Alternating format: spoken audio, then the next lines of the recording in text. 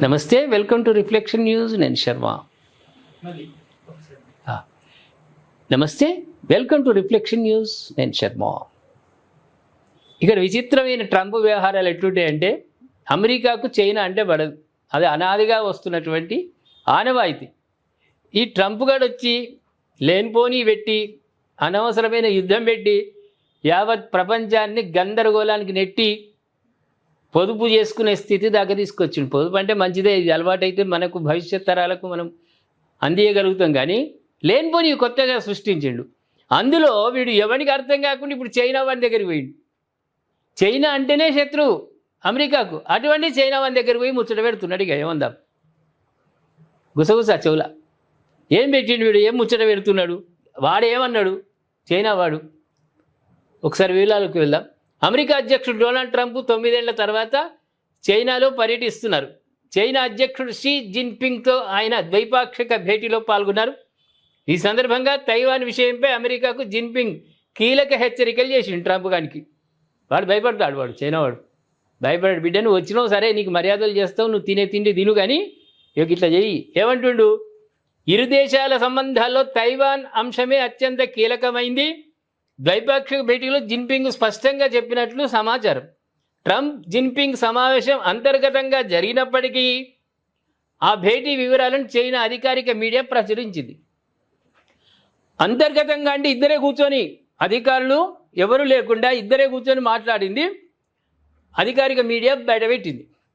అంటే వీళ్ళ రహస్యం ఏం పాడైంది అక్కడ.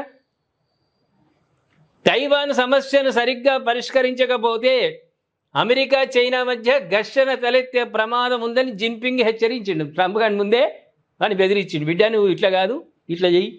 తైవాన్ జలసంధిలో అంతటా శాంతి స్థిరత్వాన్ని పరిరక్షించడమే ఇరు దేశాల మధ్య ఉన్న అతిపెద్ద విషయం అన్నారు. ఇక ప్రపంచమంతా తమ సమావేశాన్ని ఆసక్తిగా చూస్తుందన్నారు.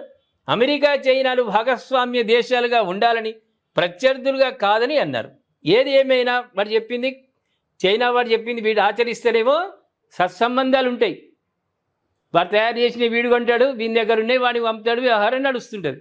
లేదు ఇక్కడిక్కడనే అక్కడనే ట్రంప్ గారి లక్షణాలు చాలా గొప్పగా ఉంటాయి.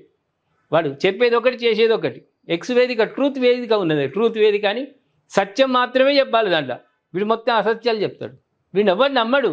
మరి చైనా వాడు నమ్మిండా అంటే వీడు వస్తా అంటే వాడు ఎందుకు వద్దంటాడు, రారా అన్నాడు. అయినా ఒక హెచ్చరిక చేసిండు, తైవాన్ సంబంధం ఏంది, తైవాన్ మీద నువ్వు కీలకంగా మనం మాట్లాడుకుంటేనే సరే, నువ్వేమైనా పిచ్చి పిచ్చి లక్షణాలు చేస్తే మాత్రం ఇద్దరు దేశాల మధ్య శత్రుత్వం పెరుగుతుంది.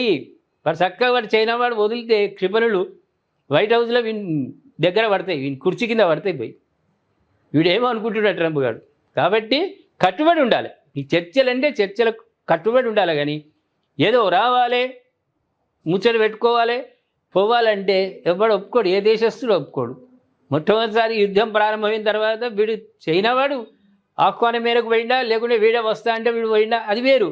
ద్వైపాక్షిక చర్చలు సఫలం కావాలంటే దానికి కట్టుబడి ఉండాలి.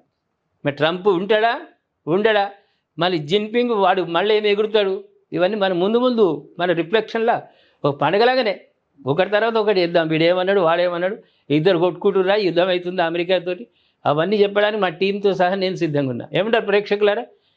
చైనా వాడు వీడిని నమ్మిండా, ట్రంప్ను నమ్మతలేడా? మీ కామెంట్ రూపంలో తెలియజేయండి. సబ్స్క్రైబ్ చేసుకోండి, షేర్ చేయండి.